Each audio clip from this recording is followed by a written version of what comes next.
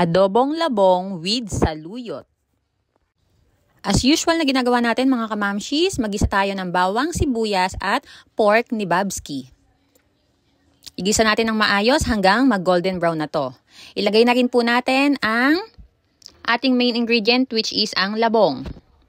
Mga kamamshis, lamasin nyo ng asin at hugasan ng mabuti ang labong kasi kapag hindi maayos ang pagkakahugas, amoy mapanghe. Ewan ko ba, ba't ganun? Ha! Lagyan ng konting tubig at hayaang lumambot. Lagyan na natin ng paminta, magic sarap, at konting suka. Huwag po muna nating hahaluin. After 1 to 2 minutes na pag-simmer, tsaka lang natin haluin at lagyan na natin ng konting toyo. Ilagay na rin natin ang green leafy vegetable na dahon ng saluyot. Ang taray ng green leafy vegetable! Ha! Simmer lang ulit natin ng 2 to 3 minutes. Pwede na yan! Mas masarap to kapag may partner na fried pork chop. O, diba? Mapapadami na naman ang kain natin mga mamshis pag ganito ang ulam.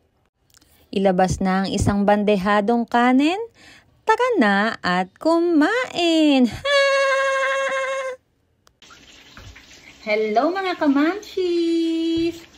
Ang ating ulam for today's lunch ay adobong labong. Ayan, hindi ko alam kung familiar kayo dito sa ulam na to.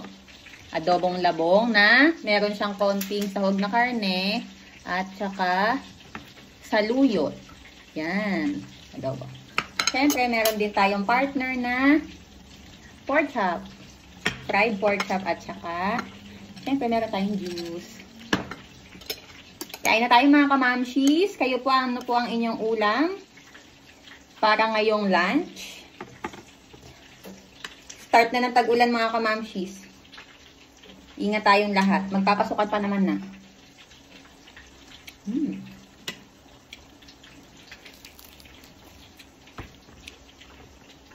Sausaw natin sa mantumas.